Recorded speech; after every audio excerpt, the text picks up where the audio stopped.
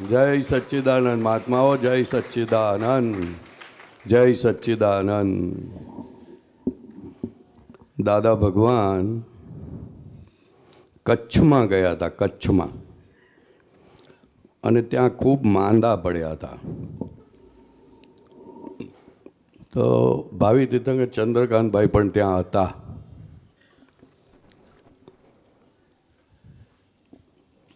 દાદા ભગવાનને જોઈને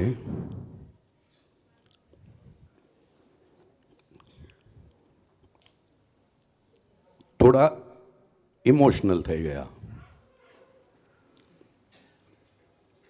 એટલે એ દશામાં જ્યારે દાદા ખૂબ માંદા પડી ગયા હતા, કમળામાંથી કમળી થઈ ગઈ હતી, કમળી. ત્યારે દાદા ભગવાન એમને કહ્યું, મેં તમને આ જોવાનું નથી કહ્યું. શું કહે છે? મેં તમને આ જોવાનું નથી કહ્યું, અમે તમને જ્ઞાન આપ્યું છે, તો જે જોવાનું છે તે જુઓ. શું કીધું? તે જોવાનું છે તે જુઓ. એટલે ત્યાર પછી ચંદ્રકાંતભાઈ સ્થિર થયા, અને પછી તો દાદાને ફ્લાઇટમાં લઈને લઈ ગયા. એવી જ રીતે આજે આ પુણ્યતિથિ છે, તો કાલથી જરાક ઇમોશનલ હું થયો થોડોક, હજુ થાઉં જ છું. પણ પછી થયું કે આ પુણ્યતિથિ છે તો દાદા ગયા એવું આપણને લાગે છે. તો એ તો દેહથી ગયા, પણ આમ તો જીવતા છે. કઈ રીતે? તો કે જ્ઞાને કરીને. હવે જ્ઞાને કરીને જીવતા તો છે દાદા ભગવાન, અને આપણને કેમ ગમતું નથી? દાદા પુણ્યતિથિ, દાદા ગયા, દાદા ગયા, દાદા ગયા એવું લાગે છે આપણને.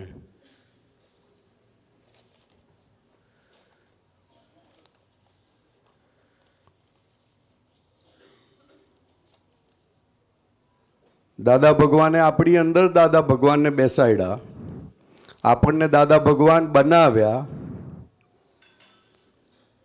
તો દાદા ભગવાન કહેતા હતા કે 80-82 સુધી કહેતા હતા કે આને ગુપ્ત રાખજો, કે હવે વાંધો નહીં આવે.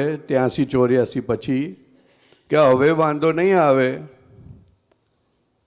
હવે ગોળીબાર કોઈ કરશે ને તો ઘણા બધા ખુલ્લા થઈ ગયા છે જ્ઞાનીઓ.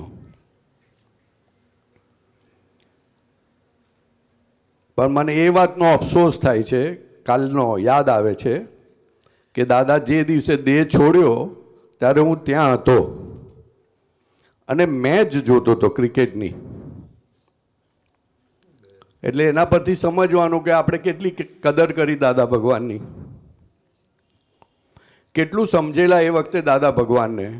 આપણને ગમતું હતું એટલે દાદા ભગવાન પાસે જતા હતા, આપણને ગમતું હતું. આપણી પરીક્ષામાં દાદા ભગવાન પાસ થયા માટે દાદા ભગવાન પાસે જતા હતા. દાદા ભગવાન શું છે એ આપણને નહોતી સમજણ પડતી, અને એમનું બોલવાનું એવું હતું કે આપણું કલ્યાણ થાય, એટલે આપણને લાગે કે હા આપણે આપણું કલ્યાણ કરીએ.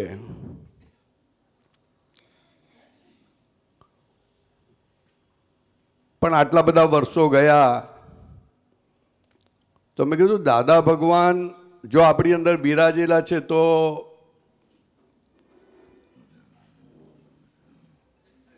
કોણ જીવે છે? કોણ? દાદા ભગવાન જીવે છે કે પરેશ જીવે છે? સાહેબ, જોવું તો પડે ને, કે ના જોવું પડે?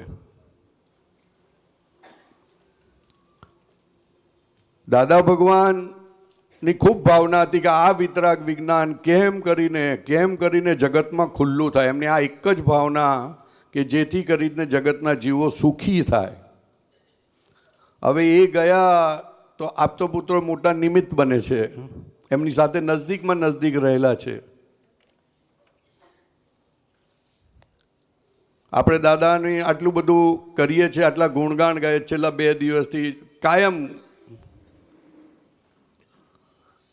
તો દાદાનું ગાઈએ છે કે આપણું ગાઈએ છે એ જોવું ના જોઈએ સાહેબ?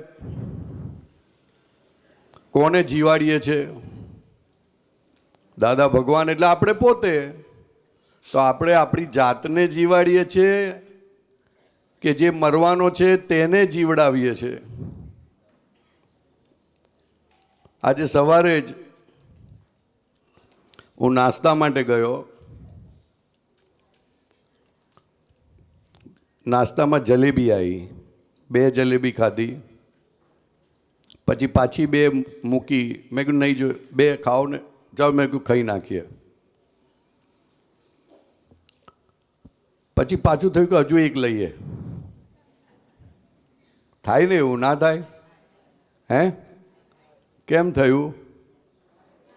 ભાવી એટલે કોને ભાવી? કોને ભાવી સાહેબ? પરેશને ભાવી. એટલે મેં કીધું પરેશને ભાવી એટલે જીવાડવાનું કોને થયું? પરેશને જીવાડવાનું. તો આપણે કોણ?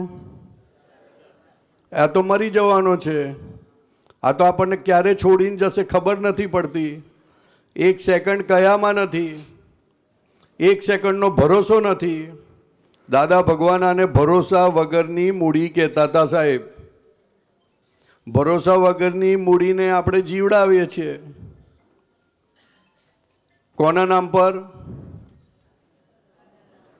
હે કોના નામ પર જીવડાવું છું આને? સત્સંગ સારો થશે જલેબી ખાવાથી, નહીં?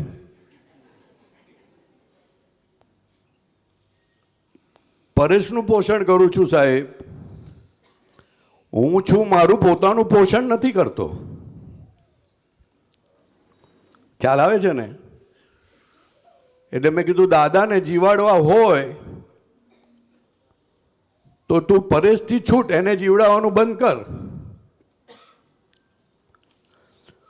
મારા ને દાદાની વચમાં કોઈ છે નહીં. આ પરેશ છે, બીજું કોઈ નથી. કોઈ નથી સાહેબ, કોઈ નથી. કોઈ નથી એટલે કોઈ નથી, ફક્ત આને આ જ છે. હવે જે દાદાને મારી વચમાં એ આ છે, છતાં હું એને પોષું છું. છતાં હું એને પોષું છું. એ મને દાદાથી દૂર લઈ જાય છે, છતાં હું એને પોષું છું. તો મને પ્રશ્ન થયો, આપણે તો દાદાના આટલા બધા ગુણલા ગાઈએ છે. વાલા છે એટલે ગાઈએ છે ને? જે વાલું હોય તેના ગુણલા ગવાય ને? કોના ગુણલા ગાઈએ? વાલા હોય એના આટલા બધા ગુણલા ગાઈએ છે, પણ કોના માટે? કોને પોષણ મળે છે? ખરેખર દાદા વાલા છે? તપાસ કરવા જેવી જ સાહેબ. હું તપાસ કરું છું તો મને આ પકડાયું. ઓહો, આ બધા નામ પર, દાદાના નામ પર, દાદાની વાત પર પોષણ તો પરેશને મળે છે. જો દાદા ભગવાન જીવતા થાય ને અને કામ કરે ને તો દાદા ભગવાન કહેતા હતા એક સરખો થશે ને, એક તો બધું એની મેળે જ સરખું થઈ જશે. કંઈ પણ કરવા જશો, કંઈ પણ કરવા જશો તો બધું ઊંધું થઈ જશે. આ દાદા ભગવાનની વાત છે, મારી વાત નથી. મારી એકે વાત નથી કરતો. આજે મને તો થોડો ઘણો જે અનુભવ થયો તેની વાત કરું છું. કંઈ પણ કરશો તો ઊંધું થઈ જશે. અને ફક્ત જોશો દાદા ભગવાન જીવતા થશે, તમે જીવશો તમારા માટે, તો બધું ઓટોમેટિકલી સરખું થઈ જશે. સરખું કરવાની જરૂર નથી. અને વીર કોને લાગે? તો કે હું પરેશને છોડું તો દાદાનો વીર લાગે. આજે પરેશને પોષવા માટે પરેશ પોષાતો નથી, માટે દાદાનો વીર લાગે છે, એવું ના હોય સાહેબ. ગમતું નથી તો ઠીક છે. તને ગમતું નથી તો આ પુણ્યતિથિના દિવસ પછી તું શું કરવાનું છે મને કહે ને ભાઈ. તું પછી શું કરવાનું? પુણ્યતિથિના દિવસે જ ને. ગમતું નથી પછી તો મોબાઈલ ગમે ને, ટીવી ગમે ને, બધું ગમે છે. કોઈ સચ્ચિદાનંદ નથી કરતું ને તો મગજ આ થાય છે. તો એ મનને શું કરવાનું સાહેબ? સચ્ચિદાન ના કરે તો કોણ પોસાય? પરેશ પોસાય ને. શુદ્ધાત્મામાં ક્યાં ગયો? શુદ્ધાત્માએ તો જોવાનું ને, કહો તું કેવો છું કે તને કોઈ સચ્ચિદાન પણ નથી કરતું, એને મન ઊભું નથી થતું, તો તું કેવો છું એ ના કહેવાય? તો એ તો કહેતા નથી, પણ આપણે એમ પડીએ છીએ કે આ સચ્ચિદાનંદ કહેતા નથી, મને બોલાવતા નથી. થાય, મને તો થાય છે સાહેબ. એટલે મને ખબર પડે છે કે આ પોષણ તો આને મળે છે. શુદ્ધાત્માને દાદા ભગવાનને પોષણ નથી મળતું, દાદા ભગવાનને જીવતા રાખવાના છે. અને કેવી રીતે રહે? તો કે આ પરેશને પોષણ ના આપું તો દાદા જીવતા રહે એવા છે, ને તો દાદા જીવતા રહે એવા નથી સાહેબ. દાદા પછી એની રીતે કામ કરે જ છે. દાદા ભગવાન જ છે. એ કહે છે કે અમે એવું યોગ બળ મૂકી ગયા છે કે તમે નહીં જીવતા રાખો તો બીજા જીવતા રાખશે. તમે એમ ના માનશો કે મારાથી જીવશે. અમે એવી ગોઠવણ કરીને ગયા છે ને એવું કરીને ગયા છે કે તું જીવતા નહીં રાખે તો કશો વાંધો નહીં, અમે બીજાની રીતે કામ કરીશું. અમે તો એટલું જોઈશું કોની સિન્સિયરિટી છે, કોના માટે સિન્સિયરિટી છે, કોણે વહાલ કરે છે, એનામાં અમે પ્રગટ થઈશું. એ જો ફાઇલ નંબર 1 ને નહીં વહાલ નહીં કરે બહુ, કારણ કે એટલું બધું વહાલ કરેલું છે એટલે ફાઇલ નંબર 1 થઈ છે. એમને ફાઇલ નંબર 1 નથી થઈ સાહેબ. આ જગતમાં જેને વધારેમાં વધારે વાલ કરે તે તમારે નજદીકમાં નજદીક હોય. તો આ ફાઇલ નંબર 1 એટલી બધી ચોંટી છે, એટલી બધી ચોંટી ગઈ, એટલી બધી ચોંટી ગઈ, એટલું બધું વાલ કર્યું કે હવે બીજું કશું દેખાતું જ નથી ને એને વાલ કરવામાંથી આપણે ઊંચા આવતા જ નથી. જાણે અજાણે ફાઇલ નંબર 1 ને પોષણ મળી જાય છે. તો દાદા ભગવાન કે પારકા ખેતરમાં પાણી જાય તો શું કરવાનું? એનો તો કોઈ ફાયદો નહીં સાહેબ, કોઈ ફાયદો નહીં. ગમે તેટલું તમે કામ કરો, હું ગમે તેટલો સારો સત્સંગ કરું અને મને કોઈ 10 જણા કહી જાય બહુ સારો સત્સંગ કર્યો, અને જો મેં અંદર ચોંટાડ્યું તો બોલવાવાળો કોણ? દાદા ભગવાન કહી ગયા સાહેબ અમારી સેફ સાઈડ માટે, અમારી સેફ સાઈડ માટે દાદા ભગવાને છેલ્લે કીધેલું કે આવું બોલજો. દાદા ભગવાન આવું કહેતા હતા, ઇન્ટુ ઇન્વર્ટેડ કોમા, આવું કહી ગયા, વિધિ આપીને ગયા. દાદા ભગવાન તમે બોલજો, હું પણ જોઈશ તમે શું બોલો છો તે. સ્પેસિફિકલી દાદા કહી ગયા કે સત્સંગ કરતી વખતે આવું બોલજો. દાદા આવું કહેતા હતા. પછી દાદા ભગવાન હમણાં મેં સાંભળવામાં આવ્યું કે દાદા આવું કેમ કહીને ગયા? તો કે તમને અડે ના ને, તમારી સેફ સાઈડ માટે કહીએ છીએ, નહીં તો આ તો બધું અડી જાય એવું છે, પોસાઈ જાય એવું છે. આ ફાઇલ નંબર 1 વાલી છે ને, તો ક્યારે ખાઈ જાય ને આપણને ખબર નહીં. અત્યારે આપણી એવી સ્થિતિમાં છે કે ફાઇલ નંબર 1 ક્યારે ખાઈ જાય છે ખબર પડતી નથી સાહેબ. પારકા ખેતરમાં પાણી ચાલ્યું જાય છે. એટલે દાદા ભગવાનને પ્રાર્થના કરી કે દાદા ભગવાન તમે મને દાદા ભગવાન બનાવ્યો છે, તો હું દાદા ભગવાન થઈને રહું અને દાદા ભગવાન આ પદ તમારું ખુલ્લું કરી શકું. ક્યારે? તો કે અપદમાં ના બેસું તો. પરેશનું પદ અપદ છે સાહેબ, 100 પદ નથી. તો હું 100 પદમાં રહી અને અપદથી છૂટો થાવ એટલે મારું 100 પદ ખુલ્લું થાય એવી કૃપા કરજો. આવી મેં પ્રાર્થના કરી છે સાહેબ. જય સચ્ચિદાનંદ. જય સચ્ચિદાનંદ, જય સચ્ચિદાનંદ. પરેશાનજી જે વાત કરીને અમને આપતો પોતાને લાગુ પડે, મહાત્માને લાગુ પડે.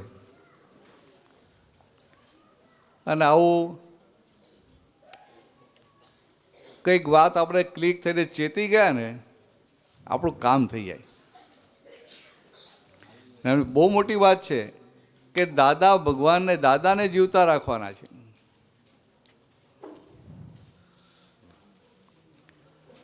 એ જે કહે છે કે આ ભરતને જીવતો નથી રાખવાનો, કે પરેશને જીવતો નથી રાખવાનો, દાદાને જીવતા રાખવાના છે. કેટલી મોટી વાત કરી નાખી રમતા રમતા. પણ આ દાદા ભગવાન એમને એક વાતો કરીને ક્યારે એવું નથી કે આ બહુ મોટી વાત કરું છું, આ બહુ ઝીણી વાત છે, આ સમજવા જોઈએ, ક્યાંય વજન નથી આપવું પડ્યું એમને. અને અમે તમે જો વાત કરતા વજન ના આપવું પડે કે દાદા ભગવાન આવું કહેતા હતા. એટલે આ દાદા ભગવાનની વાત છે, કેવું પણ વજન આપવું પડે છે ને. તો કે આ હજી એટલું વચન પર ઊભું થયું નથી કે એને લઈને પેલું વજન મૂકવું પડે છે. અને આમની જે વાત છે તો બહુ પેલી સેફ સાઈડની વાત છે કે ભાઈ આ કોણ બોલે છે, હું બોલું છું તો ના દાદા બોલાવે છે. એટલે પછી નિમિત્ત ભાવ આખો ખુલ્લો થતો જાય. અને જ્યાં નિમિત્ત ભાવ ખુલ્લો થાય ને ત્યાં જ સ્વ પરનું કલ્યાણ રહેલું હોય.